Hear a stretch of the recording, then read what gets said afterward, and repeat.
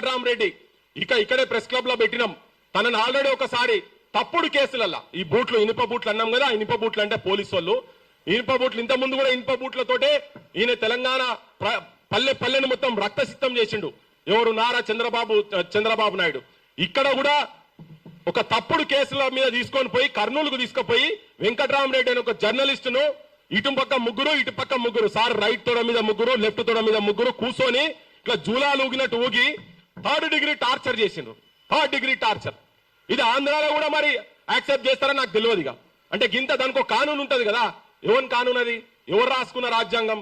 ఏ రాజ్యాంగంలో చెప్పిండ్రు నీ సార్ మీద ఇట్లా జెండాకి పెట్టి దానికి బ్రాండ్ వేస్తారు ఏమని ఎవరు చెప్పిండ్రు? వెంకట్రామరెడ్డి అట్లా ఒక అనుభవం జరిగిన తర్వాత మేమందరం ఎక్కడో పోయినాం, ఏదో ఇష్యూ మీద పోయినాం, నేను రఘు సీను మేమందరం మీద ఇష్యూ మీద పోతే అక్కడికి ఫోన్ వచ్చింది. మళ్ళా పోలీసు వాళ్ళు వచ్చిండ్రు అన్నా అని ఆ వెంకట్రామరెడ్డి విలేకరిని.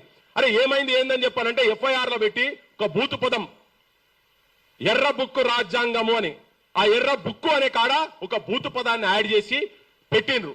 పెడితే మేము ధన్వనాడి వెనక ఆ వీడియోలు చూస్తే అక్కడ ఎర్ర బుక్కే అని ఉన్నది కానీ ఆ బూతు పదం ఎక్కడ లేదు. ఆ సిఐతో కూర్చొని మాట్లాడుతున్న అప్పటికే 20 మంది వచ్చారు. వాళ్ళు బాగా గట్టిగా మందలించి ఎట్లా తీసుకుపోతారో చూద్దాం కానీ మేమందరం భీష్మించుకొని కూర్చొని చుట్టుపక్కల ఆడోళ్ళకి అందరినీ తీసుకొచ్చి నువ్వు కనుక ఆ బూతు పదం కనుక అక్కడ ఉన్నదంటే తీసుకపో, మేమే ఉపయోగిస్తాం, కానీ లేకుండా దొంగ కేసులు ఎట్లా పెడతారు మీరని. సో ఇంత దుస్సాహసం చేస్తా ఉన్నారు. ఇవాళ సార్ మీద కూడా అట్లనే చెప్తున్నారు. సోర్స్ బరాబర్ అని ఉంటారు, బరాబర్ చేసి ఉంటారు, రాజకీయాలలో అవి ఉంటాయి, బరాబర్ ఉంటాయి. ఆయన అని ఉంటాడు ఇన్స్టెంట్ మిత్రులు లాంగ్ టర్మ్ మిత్రులు అని ఉంటాడు. ఇన్స్టెంట్ పక్కా చంద్రబాబు నాయుడు గతంలో వాళ్ళు చూసిరు కాబట్టే ఉంటది.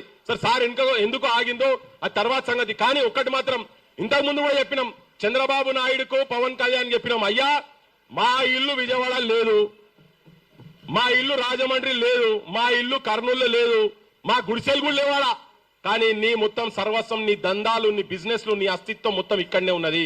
ఇంతకుముందు వనిజాక చెప్పింది మీకు అవి కూడా మీ ఏంది ఆధార్ కార్డులు కూడా ఇక్కడే ఉండయని చెప్పి. ఒకవేళ తెలంగాణ కన్నెర్ర చేస్తే మీరు మాడిపోతారు, మషైపోతారు. ఇంతకుముందు నేను చెప్పిన పెండతో కొడతాం మిమ్మల్ని, రాళ్లతో కొడతామని చెప్పిన, కానీ ఇప్పుడు చెప్తున్నా మళ్ళా నీ ఇల్లు ముట్టడిచ్చుడు కాదు, నీ అస్తిత్వాన్ని మొత్తం బొంద పెడతాం, ఇక్కడ కాదు అక్కడ కూడా బొంద పెడతామని చెప్పదలుచుకున్నా. మీరు మా జోలికి రాకండి, తెలంగాణ వీణను తట్టి లేపే ప్రయత్నం చేయకండి. రక్తగీతమై రాసుకుంటది, ఆ రాసుకునే దాంట్లల్లా మీరు భస్మం అయిపోతారు రాజకీయంగా అని కూడా చెప్పదలుచుకున్నా. ఏదో ఆవేశంగా మాట్లాడతలేను నేను. నువ్వు తెలంగాణ పదాన్ని అసెంబ్లీలో కూడా అననీయనోనివి, మేము తెలంగాణ తెచ్చుకొని చూపించినాం ప్రపంచానికి. ఇలా మళ్ళా మీరు అదే వైఖరి కనుక ఉండి మా దగ్గర ఉన్నటువంటి మేధావులను, ఏ మేధావు అది మాడబు శ్రీధరణ కావచ్చు, తన మీద కూడా మధ్యలో కొద్దిగా జరిగింది, అది ఎవరన్నా కానీ యాదగిరి గారి మీద కావచ్చు, నాగేశ్వర్ సార్ మీద కావచ్చు, ఇంకెవరి మీదన్నా కానీ తెలంగాణ మేధావుల మీద, కంచైలయ లాంటి వాళ్ళ మీద కూడా ఏమన్నా ఇంటర్నల్ పంచాయతీలు ఉంటే మా పంచాయతీలు మాకుంటాయి. ఎవరైనా ఇక్కడ మేధో సంపత్తి మీద కనుక దాడి కనుక జరిగితే తస్మాత్ జాగ్రత్త, సంఘటితంగా ఉన్నాం, ఒక్క దగ్గరకు వస్తాం, ఒక్క వేదికల మీద కూర్చుంటాం. రాజకీయ పార్టీలను మీరు మత్పరిచి మాయ చేసి భూములు జాగాలు పైసలు ఇచ్చి వాళ్ళని మేనేజ్ చేసినట్టు మమ్మల్ని చేయలేరు.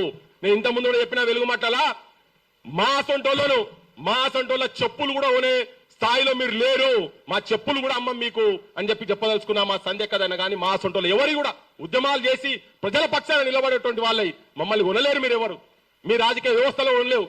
అందుకనే ఇలా ప్రజా పోరాటాలు, ప్రజా సమస్యల మీద కొట్లాడుతున్నటువంటి మా బోటలము చాలా బలంగా ఉన్నాం తెలంగాణలో.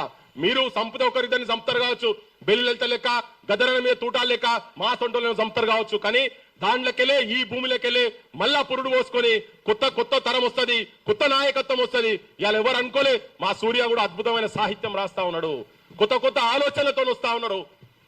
చాలా మంది జంజీ బ్యాచ్లలో కూడా ఉన్నారు. ఇటువంటి వాళ్ళతోటి ఇలా పాతికే రంగంలో కూడా కొత్త తరం వచ్చింది. మా రానా సొంటోలు కావచ్చు, బానులు కావచ్చు, నాగేశ్లు కావచ్చు, రాకేష్లు కావచ్చు. రేపు ఇటువంటి వాళ్ళకు నాతో చెప్పిర్రు, అన్న ఒక 2 నిమిషాలు సార్ గురించి, సార్ వీడియోస్ విని సార్ను స్ఫూర్తిగా తీసుకొని జర్నలిజం వృత్తిలోకి మేము వచ్చినాము. మేము అందుకనే వాళ్ళు కూడా ఇంట్రెస్ట్ గా మాట్లాడాలని ఉండే కానీ టైం సరిపోతే లేకుంటే వాళ్ళది కూడా వాళ్ళ తరఫుకెళ్ళి కూడా నేను కూడా చెప్తున్నా. ఇవాళ నిజంగా కూడా అక్క చెప్తున్నా, సోషల్ మీడియాలో డిజిటల్ మీడియాలో ఉన్నటువంటి చాలా మంది పిల్లలు, కొత్త ఉన్నటువంటి పిల్లలు ఇటువంటి వాళ్ళను చూడకుంటేనే వాళ్ళతో స్ఫూర్తి తీసుకొని జనం గురించి పనిచేస్తున్నారు. వాళ్ళేమో మన సైడ్ మన దిక్కేమో ధృతరాష్ట్ర కౌగిలి ఉన్నది. ఇంతకుముందు అక్క మాట్లాడుకుంటూ మాట చెప్పింది, పవన్ కళ్యాణ్ వచ్చి ఉస్మానిస్టుల మాట మాట్లాడిండు తెలంగాణకు సపోర్ట్ గా అని చెప్పని. కానీ కాదు, వాళ్ళ ధృతరాష్ట్ర కౌగిలి. ఎప్పుడైనా గుర్తుపెట్టుకోండి, ఈ రెండు కండ్ల సిద్ధాంత బోళ్లను, ఈ ధృతరాష్ట్ర కౌగిలి చేసుకునేటోళ్లను వాళ్ళ నసలు కూడా మొత్తం వాళ్ళ తరాలను కూడా ఎవరు నమ్మొద్దు. అట్లనే అదే తరంకెళ్ళే ఇవాళ లోకేష్ అంటాడు వచ్చిండు. లోకేష్ అట ఎట్టి పరిస్థితులలో ప్రొఫెసర్ నాగేశ్వరం తీసుకొచ్చి బొక్కల వాడాలని చెప్పారు అన్నమాట. నాకు ఒక విశ్వసనీయంగా నేను చెప్తున్నా, నాకు చెప్పినవారు ఎట్టి పరిస్థితుల్లో బొక్కల వాడాలి, ఈయన తీసుకొచ్చి అక్కడ వేస్తేనే తెలంగాణలో ఈ ఎవడు మాట్లాడాడు. అరే రారా లోకేష్, నువ్వు వస్తావో, నీ సైన్యం వస్తుందో, నీ అయ్య వస్తాడో రాండ్రి.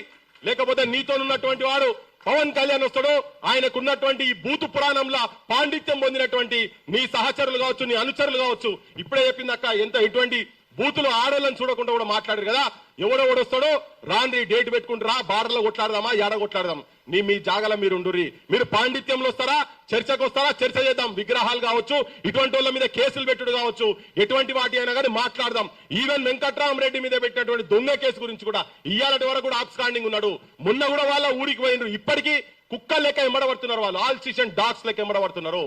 అందుకే ముఖ్యమంత్రి అంటున్నా, దొంగ కేసులలో ఇంకా నీ ప్రభుత్వంలో నువ్వు ముఖ్యమంత్రి ఉన్న తర్వాత వాళ్ళెట్లా తిరుగుతారు? ఎందుకంటే నువ్వు కూడా ఒక కావలి కుక్కవును. చంద్రబాబు నాయుడు దగ్గర ఒక కావలి కుక్క రేవంత్ రెడ్డి కాబట్టి ఇప్పటికీ ఆంధ్ర పోలీసు వాళ్ళు వెంకట్రామరెడ్డి అనే జర్నలిస్ట్ గురించి తిరుగుతా ఉన్నారు మొత్తం.